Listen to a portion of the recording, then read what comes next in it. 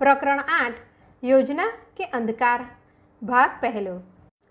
કેટલીક વખત તારાંકિત રજનીને નિહાળતો હું આ અમારા નાનકડા ગામની છેવાડાની ગુજરાતી કમ્પોઝિટ સ્કૂલના આ કમ્પાઉન્ડમાં બેસીને મારા વીતી ગયેલા દિવસોને સંભાળું છું ત્યારે મારા મનમાં શંકાની પ્રશ્નોની આશ્ચર્યોની એક પરંપરા ઊભી થાય છે।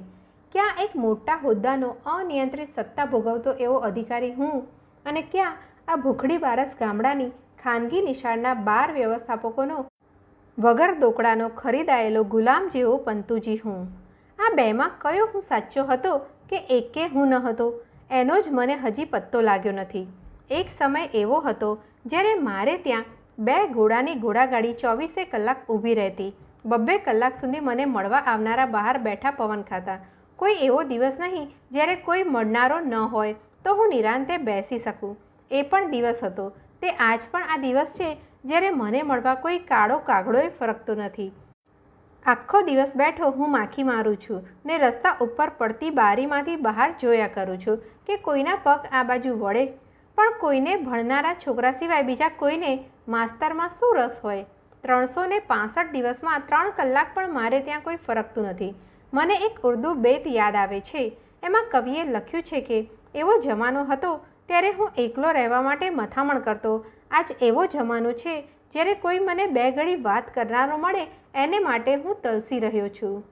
હું સારી પેઠે જાણું છું મારો વૃત્તાંત મારા સિવાય બીજા કોઈને ઉપયોગી નથી અને કોઈને કાંઈ જ આપી શકે તેમ નથી।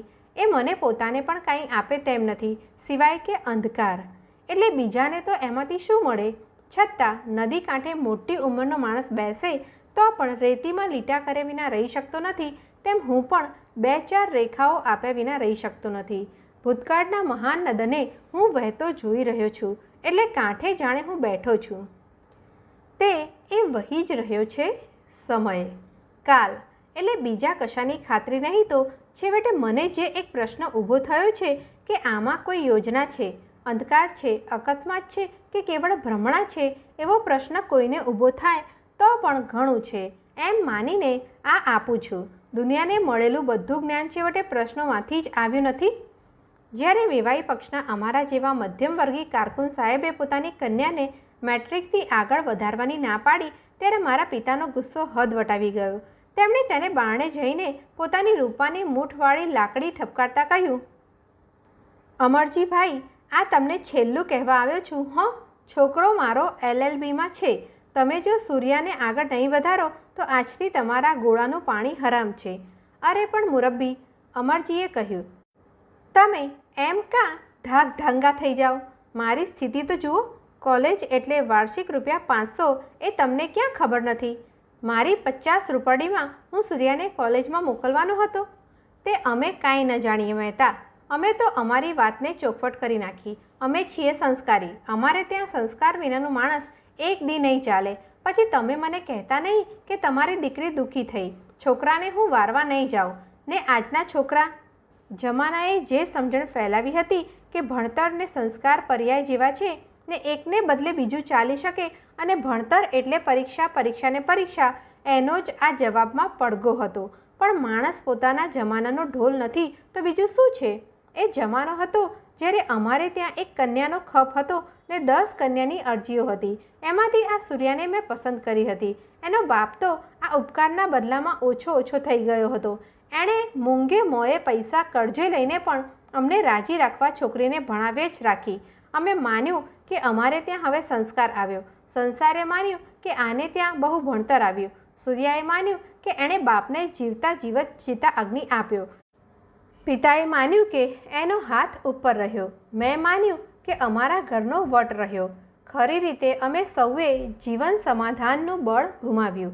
પણ LLB થયા પછી થોડા વખતમાં હું સિતારો ચડતો કે કોણ જાણે કેમ એક નાનકડી જાગીરી ગામનો કામદાર થઈ ગયો। ગામ તો 3 હતા પણ અમારો રોફ 300 ગામના દરબારનો રહેતો।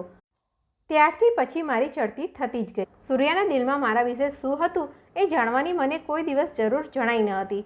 છેવટે તો અમે એને લાવ્યા, એમાં પણ એક પ્રકારની મહેરબાની તો હતી જ। પણ નારી માત્રને પ્રભુએ પ્રેમની જે બક્ષિસ આપી છે એ બક્ષિસ સૂર્યાને ઈશ્વરે છૂટ્ટે હાથે આપી હતી। એણે મારા ઘરનો તમામ ભાર ઉપાડી લીધો। અનેકોનો ચાલે છે એમ અમારો સંસાર ચાલતો થયો. સવારે અમે ઉઠવા માંડ્યા, નોકરો ફરવા માંડ્યા, કામની ગરજવાળા ધક્કા ખાવા માંડ્યા. મગફળી, શેરડી, ઓળા, ગોળ, ઘી, તેલ, દૂધ તમામ ચીજો ઘરે આંગણે ઠલવાવા માંડી. રિદ્ધિ ને સિદ્ધિ બંને ત્યાં રમવા માંડી અને એમને રમાડવા માટે બાળકો પણ આવવા માંડ્યા અને એ બાળકો મોટા થવા માંડ્યા. તમામ જીવન જેવું આ જીવન હતું અને દુનિયા આખીની સામાન્ય કથા જેવી જ આ કથા રહી ગઈ હોત. પછી એક દિવસ અમે ચાલી નીકળ્યા, પણ ના, આ કથા ફરવા માંડી. મેં એકાએક ભાગ્યોદય નિહાળ્યો. અમારા દરબારની કુંવરીના લગ્ન આવ્યા. જે મોટા રજવાડાએ અમારી કુંવરીને પસંદ કર્યા હતા તેમાં રૂપનું આકર્ષણ જબરું હતું. ત્યાં મારે કામદાર થઈને જવું પડ્યું. હોદ્દો, અધિકાર, સિફારસ, લાગવગ વધ્યા. ધીમે ધીમે એ કુંવર ગાદી ઉપર આવ્યા. હું કામદાર મટી ગયો, દિવાન થયો. ઊંચામાં ઊંચા પ્રકારનું શિક્ષણ મારા છોકરાને મળે માટે મેં કેટલા પ્રયત્ન કર્યા, પણ તમામ કોણ જાણે કેમ ફળ્યા નહીં. એક પણ છોકરો મેટ્રિક પાસ થયો નહીં, પાસ થઈ શક્યો નહીં, કોણ જાણે કેમ. ભાગ બીજો. ત્યાર પછી આ ચિત્રપટ જેવી જીવનકથાએ નવો તબક્કો શરૂ કર્યો. સૂર્યા માંદી પડી. 2 પુત્ર અને 1 પુત્રી અને હું, અમે 4 જણા રાત દિવસ એને બચાવવા મથ્યા. ડૉક્ટરો માથાકૂટ કરીને થાક્યા. સારું થયું નહીં. મરવાની આગલી રાત્રે સૂર્યાએ મને બોલાવ્યો. મને ત્યારે જ ખબર પડી કે સૂર્યાના સ્વભાવમાં પરિમલ જેવી કોઈ અદ્ભુત વસ્તુ હતી. આજ દિવસ સુધી એણે પોતાના શાંત વાતાવરણથી જ અમને પિતા અને પુત્રને એક રાખ્યા હતા. બાકી મારો સ્વભાવ કેવો આકરો છે એ હું જાણતો હતો. ભણતર અને સારી સ્થિતિ અને આગળ પડતી પરિસ્થિતિ એ બધાએ એ આકરાપણાને બીજા માટે અસહ્ય બનાવ્યું હતું. પણ સૂર્યાએ કોઈ દિવસ એ કળાવા દીધું ન હતું. આજે હવે છેલ્લી વિદાય ગળી હતી ત્યારે એણે મને મારો જીવનપથ સરળ બને માટે કાંઈક કહેવા બોલાવ્યો હતો. જુઓ, સૂર્યાએ કહ્યું, મારે તમને 2 વેણ કહેવા છે. તમારો સ્વભાવ ઘણો આકરો છે, અથવા ઉત્તરોત્તર મળતા વિજયે એને આકરો બનાવ્યો છે.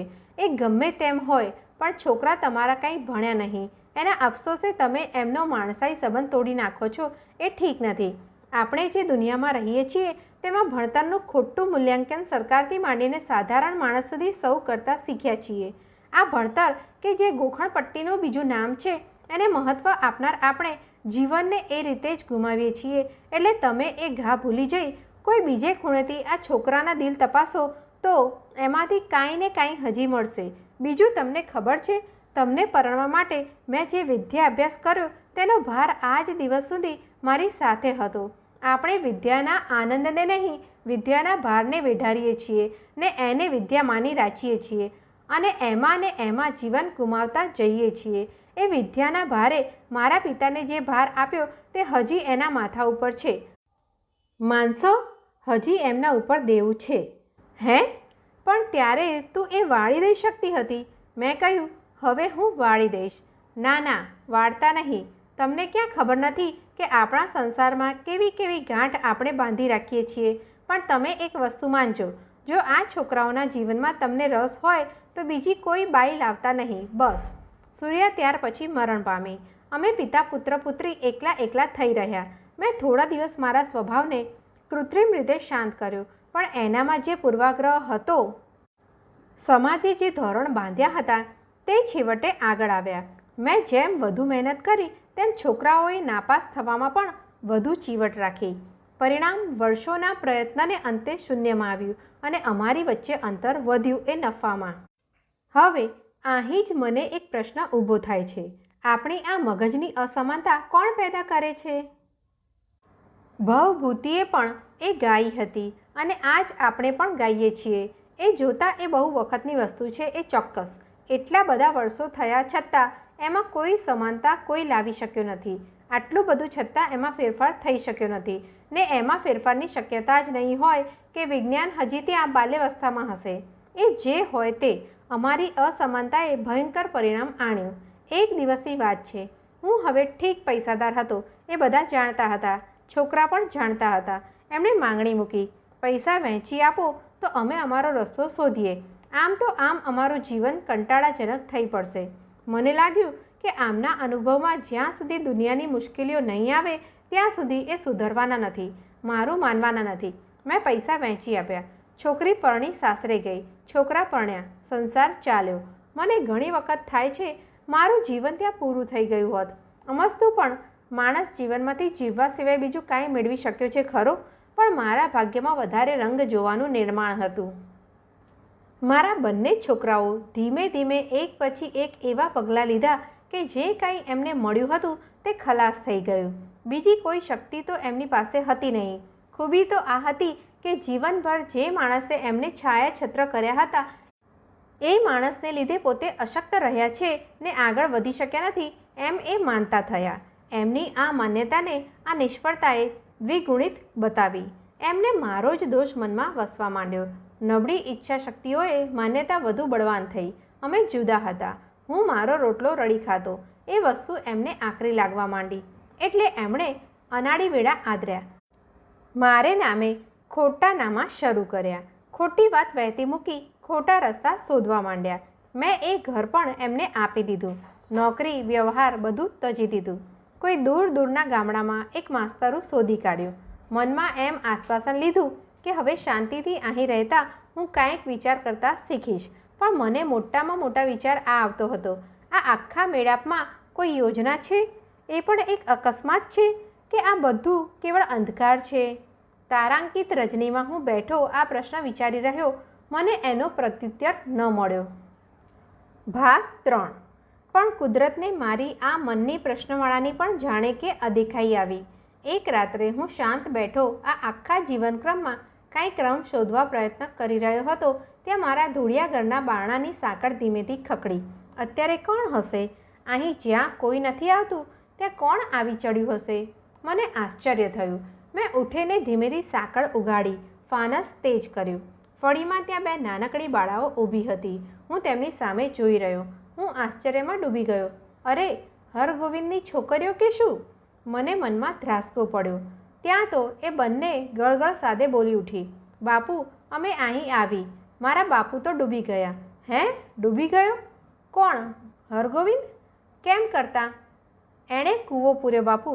તમે પૈસા મોકલ્યા નહીં ને એની પાસે કંઈ હતા નહીં. હું તો દિગ્મૂઢ બની ગયો. મેં સર્વસ્વ આપી દીધું. જે પોતે કુદરતી રીતે અશક્ત હતા એમને આગળ લાવવા આટલો પ્રયત્ન કર્યો, છતાં આ બીજી પેઢીમાં પણ એવી જ મારા પ્રત્યેની ધૃણા ઉતરી હતી. આ તે શું? વેરથી વેર શમતું નથી એવા તથાગતના વાક્યને આપણે અક્ષરશઃ લઈને વેર શબ્દ પ્રત્યે જ એનો ઉપયોગ કરીએ છીએ.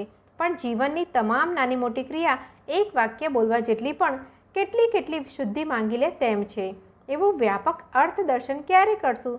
હરગોવિંદને સુધારવા જેટલું પ્રેમબળ મારામાં ન હતું એ વાત આમાંથી સ્પષ્ટ થતી હતી. પણ મારે મારી તમામ જીવન ફિલસૂફીને એક તરફ મૂકીને આ બંનેને એકડે એકથી જીવનપાઠ આપવા બેસવાનું હતું. મારી મનચક્ષુની સમક્ષ પેલી સાહેબી રિદ્ધિ સિદ્ધિ ભપકો આવીને ઊભા રહે છે. મને એમ થાય છે કે પેલું ખોટું, આ ખોટું, બંને ખોટા કે કાંઈ જ ખોટું નહીં? આ પ્રશ્નનો કોઈ ઉત્તર હશે? ક્યાંય હશે? અને આવા જીવનક્રમનું કોઈ સંયોજન હશે કે બધું ગપે ગપ હશે?